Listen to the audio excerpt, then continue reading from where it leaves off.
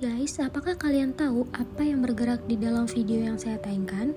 Mereka adalah cacing pipih yang menyerang paru-paru yang dikenal sebagai cacing paru-paru Jepang atau cacing paru-paru oriental. Cacing dalam kelas Dermatoda ini memiliki nama latin yaitu Paragonimus westermani.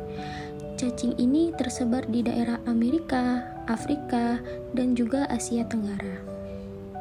Lalu, Paragonimus westermani memiliki ciri tubuh antara lain tubuh menyerupai biji kopi yang memiliki ukuran 7,5 mm hingga 12 mm dengan lebar 4-6 mm dan ketebalan tubuh sekitar 3,5 mm sampai 5 mm. Kemudian memiliki penghisap oral dan ventral yang sama besar. Cacing ini memiliki ukuran telur dengan panjang 80-100 mikron dan lebar 45-70 mikron.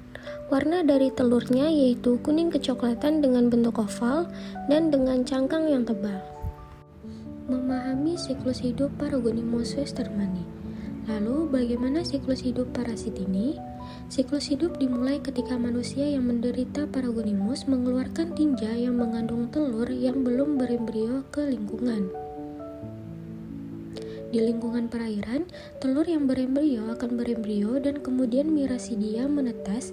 Mirasidium yang ingin segera menemukan rumah pertamanya berenang di dalam air hingga menemukan siput yang ramah. Di dalam siput, Miracidium bertransformasi melewati beberapa tahap dan menjadi sporokista dan kemudian redia. Setelah beberapa waktu, ia muncul sebagai Cercaria siap untuk bagian selanjutnya dari pertualangannya. Akhirnya, Cercaria meninggalkan siput.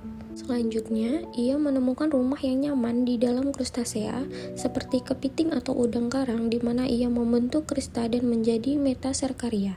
Ini adalah tahap infeksi pada inang mamalia. Kemudian, manusia atau mamalia lain terinfeksi dengan mengonsumsi krustasea mentah atau setengah matang yang mengandung metacercaria. Metacercaria keluar dari kista di duodenum menembus dinding usus ke dalam rongga perut, kemudian melalui dinding perut di diafragma ke paru-paru di mana mereka terbungkus dan berkembang menjadi dewasa pada akhirnya. Baik dipercepat saja, telur dikeluarkan tanpa embrio dalam daha atau alternatifnya ditelan dan dikeluarkan bersama tinja. Di lingkungan luar, telur menjadi embrio dan Miracidia menetas dan mencari inang perantara pertama yaitu siput dan menembus jaringan lunaknya. Miracidia melalui beberapa tahap perkembangan di dalam siput yaitu sporokista, redia, dan cercaria yang muncul dari siput. Cercaria menyerang inang perantara kedua seperti kepiting atau udang karang di mana mereka membentuk kista dan menjadi metacercaria. Infeksi pada manusia terjadi karena memakan kepiting atau udang karang yang tidak dimasak dengan benar atau diasamkan yang mengandung metacercaria. Metacercaria keluar dari kista di usus dan bermigrasi melalui rongga perut ke paru-paru di mana mereka terbungkus dan berkembang menjadi dewasa. Di paru-paru, cacing parasit ini menjadi dewasa dan menghasilkan telur yang dikeluarkan melalui tinja. Selanjutnya ini adalah objek yang benar-benar tampak seperti telur. Itu adalah cacing parasit yang umumnya ditemukan di Asia dan Amerika Selatan yang disebut Paragonimus kellicoti atau cacing paru-paru. Ia hidup dan berkembang biak di paru-paru yang menyebabkan peradangan kronis pada kasus-kasus serius. Cacing paru-paru mematikan setelah berada di dalam inang. Parasit menggali melalui jaringan tubuh untuk mencari tempat berkembang biaknya di dalam paru-paru. Cacing menyebabkan peradangan di paru-paru inang yang membuat inangnya batuk darah yang mengandung telur parasit. Darah yang mengandung telur parasit akan dikeluarkan kembali dari tubuh melalui feses.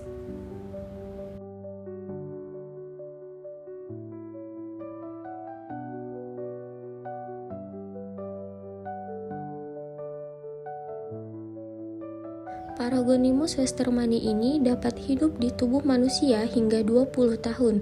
Keberadaan cacing-cacing itu sulit dideteksi karena gejala yang disebabkan oleh infeksi berkembang biak perlahan dalam jangka waktu yang sangat lama. Tetapi seiring pertumbuhan koloni parasit dapat bermigrasi ke sistem saraf pusat yang menyebabkan pendarahan di otak, kejang, bahkan kematian.